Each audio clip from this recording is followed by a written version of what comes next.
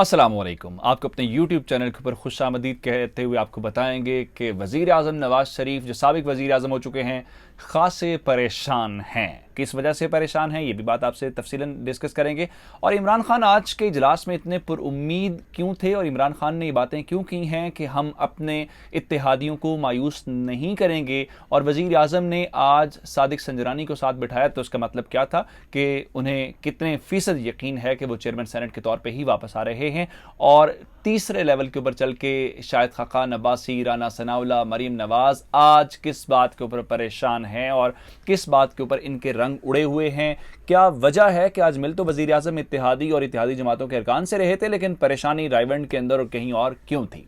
तो जनाब, सबसे पहली बात यह है कि आज जो इत्तेहादी जमातें हैं उन्होंने वज़ीर आज़म इमरान खान और तहरीक इंसाफ को इस बात का यकीन दिला दिया है कि वो सादिक संजरानी साहब को वोट देंगे।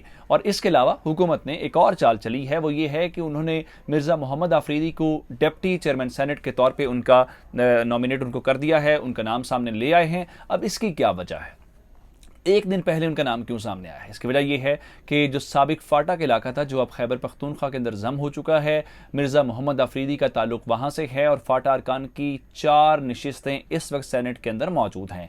अगर वो चारों अरकान संजरानी साहब को वोट देते हैं तो काया पलट सकती है। तो ये सारी वो कहानी है जिसकी बुनियाद के ऊपर आज तहरीक इंसाफ ने दिन भर परेशान रखा अपोजिशन की जमातों को, बिलखुसूस नवाज शरीफ और मरीम नवाज को। नवाज शरीफ मुल्क से बाहर हैं लेकिन उसके बावजूद परेशान है। किस वजह से? इस वजह से उनको ये लगता है कि उनके अरकान की वफादारियां तब्दील हो सकती हैं। उनको लगता है कि अरकान ये समझते हैं कि अगर इदारों से लड़ाई लड़ती है तो नवाज शरीफ साहब खुद भी तशरीफ लाएं, इसाक डार को भी साथ लेते आएं और हसन और हुसैन नवाज को भी साथ लेते आएं। यानी वो ये कहते हैं कि अगर वोट की बात है तो इसहाक डार मुल्क के अंदर मौजूद क्यों नहीं है, इसहाक डार पार्टी के मफादात का तहफ़्फ़ुज़ क्यों नहीं कर रहे। उनका वोट भी तो कास्ट हो सकता है लेकिन वो खुद मुल्क से बाहर हैं। लेकिन हम लोग यहाँ पे क्या करें कि हम लोग इनकी मर्जी और इनकी मंशा के मुताबिक वोट कास्ट करें। इस वजह से नवाज शरीफ की परेशानी की बात समझ आती है। दूसरी सतह पे चल के आज क्या हुआ कि साबिक वजीर आजम शाहिद खाकान अब्बासी ने इमरान खान से सवाल किया 70 करोड़ रुपए वाले सेनेटर के मुतालिक।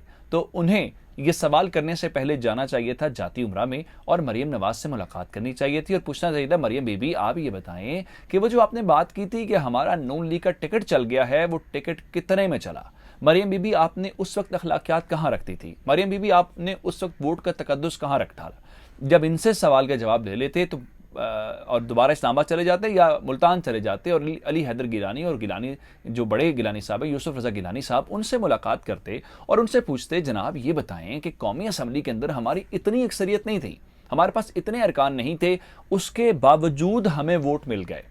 अगर तो हमारी तादाद थी तो उतने ही वोट हमें खातून की निशिस्त के ऊपर पड़ने चाहिए थे और तहरीक इंसाफ को वो सीट नहीं जीतनी चाहिए थी। तो आप ये बताएं कि इतने अरकान न होने के बावजूद हमें ये वोट कैसे मिल गए और आपने कितने में ये तहरीक इंसाफ के सेनेट कौमी असम्बली के अरकान को खरीदा, आपने कितना पैसा लगाया। जब इन सवालों का जवाब मिल जाता तो फिर शायद खाकान अब्बासी अखलाकी तौर पर, कानूनी तौर पे और सियासी तौर पे इमरान खान से ये बातें पूछते तो ये बातें जचती नहीं हैं शायद खाकान अब्बासी और नून लीग को। अब परेशानी की वजह क्या है?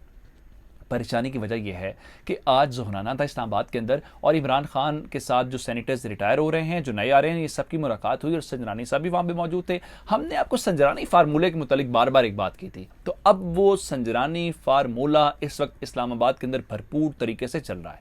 आज का आपने अगर आर्टिकल हामिद मीर साहब का पढ़ा हो, बड़े सीनियर सहाफ़ी हैं, वो भी यही बात कर रहे हैं कि एक ऐसे सेनेटर का जिक्र कर रहे हैं जो अपनी जमात के खिलाफ वोट दे रहे हैं क्योंकि उनकी दोस्ती है संजरानी साहब से। और संजरानी साहब ने जिस तरह से सेनेट को चलाया, हम सबको पता है कि उन्होंने हुकूमत से ज़्यादा अपोजिशन को टाइम दिया। तो अब ऐसे मामले के अंदर जब मिर्ज़ा आफरीदी फाटा से ले आए हैं और फाटा के अलावा संजरानी साहब का अपना भी ताल्लुक है और तमाम इत्तेहादी जमातों ने इमरान खान को यकीन दिलाया है कि हम आपके साथ खड़े हैं और सादिक संजरानी साहब को हम वोट देंगे। इसके जवाब में इमरान खान ने आज अपने इत्तेहादियों को कहा कि मैं ये बात तस्लीम करता हूं कि पिछले 5 सालों या 3 सालों के दौरान हमारे पास वो अक्सरियत नहीं थी जो सेनेट के अंदर होनी चाहिए थी और इस वजह से हम वो लॉस नहीं बना सके, वो कानून साजी नहीं कर सके जो हमें करनी चाहिए थी या जिसकी हमें ज़रूरत थी। तो अब जब संजरानी साहब चेयरमैन सेनेट के तौर पर आ जाएंगे तो इसका मतलब ये होगा कि जनाब अब हम वो कानून साजी भी करेंगे और इत्तेहादियों के जो मुतालिबात हैं वो भी पूरे करेंगे। अब आ जाते हैं अगले मामले के ऊपर कि इनकी परेशानी की वजह क्या है। इनकी परेशानी की वजह यह है कि जनाब, जब आप इलेक्शन जीत रहे थे, आप पैसा लगा रहे थे, तो तब तक सब कुछ अच्छा था, इदारे भी आज़ाद थे, इदारे न्यूट्रल भी थे। अब इनको पता चल गया है कि सादिक संजरानी जब जीत रहे हैं तो इन्होंने इल्ज़ामात लगाने शुरू कर दिए हैं। यही बात आज राना सनाउल्लाह और यही बात मरियम नवाज ने की। और मरियम नवाज चूंकि एक्सपर्ट हैं वीडियोस बनाने की और कॉल रिकॉर्डिंग्स की, तो उन्होंने आज एक ऐसा ही इंकशाफ किया है कि उनके अरकान को दबाव डाला जा रहा है उनके ऊपर, जो इस कॉल्स के जरिए ये कहा जा रहा है कि आप पीडीएम के उम्मीदवार यूसुफ रजा गिलानी को जो है वो वोट ना दें। तो हमारे सेनेटर्स ने वो कॉल रिकॉर्ड कर ली है। अब हमें इंतजार करना है कि मरियम नवाज साहिबा एक बार फिर प्रोजेक्टर लगा के और बड़ी बड़ी स्क्रीन्स के साथ कब आती हैं मॉडल टाउन के अंदर, और वहां पे प्रेस कॉन्फ्रेंस करेंगी, और उस प्रेस कॉन्फ्रेंस के दौरान वो इस ऑडियो कॉल को जो रिकॉर्ड की हुई है वो हमें सुनाएंगी। और फिर जब अदालत में मामला चला जाएगा तो फिर वहां पर अदालत में सबूत देने से भाग जाएंगे, जैसा जज अरशद मलिक केस के अंदर हुआ। अब होने क्या जा रहा है?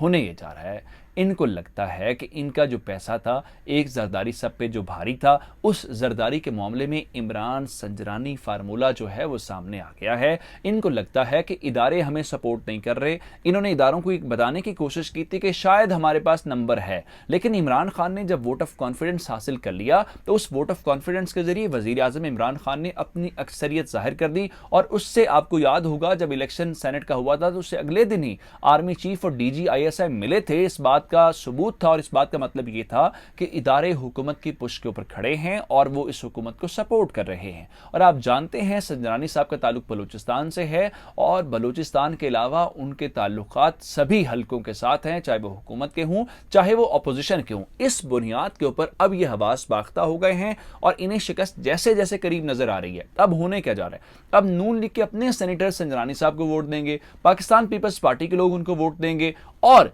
इस सारे अमल को देखते हुए फिर फाटा के लोग जो मिर्जा मोहम्मद आफरीदी की वजह से इत्तेहादी जमातें भी देंगे। तो इस वक्त गालिब इम्कान यही है और कभी इम्कान यही है कि संजरानी साहब अपनी सीट जीत लेंगे, अपनी सीट रिटेन कर लेंगे, और उसके बाद जो है हुकूमत कहां पे जाएगी? क्योंकि लॉस सबसे ज्यादा तो मरियम नवाज और नून लीग का है। यानी सारे इलेक्शन के दौरान हुआ क्या है, सीट आ गई पाकिस्तान पीपल्स पार्टी के पास यूसुफ रजा गिलानी की, और संजरानी साहब अगर जीत जाते हैं तो भी चले, डिप्टी चेयरमैन सेनेट हो सकता है अपोजिशन निकाल ले, या मुमकिन है वो भी ना निकले, ये तो हमें कल देखना पड़ेगा। लेकिन इस सारे अमल के दौरान मुकाबला किनका है? तहरीक इंसाफ का, पीपल्स पार्टी के लोग हैं, या मौलाना फजल रहमान साहब के गफूर हैदरी साहब हैं।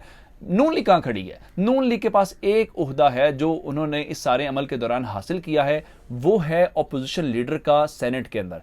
इस बुनियाद के ऊपर मरियम नवाज के लिए सारे का सारा इलेक्शन खसारे में गया। उस खसारे की बुनियाद के ऊपर अब उन्हें समझ नहीं आ रही उनके साथ हुआ क्या है। तो हमारा यूट्यूब चैनल सब्सक्राइब करना मत भूलिएगा। आपकी समातों का बहुत शुक्रिया।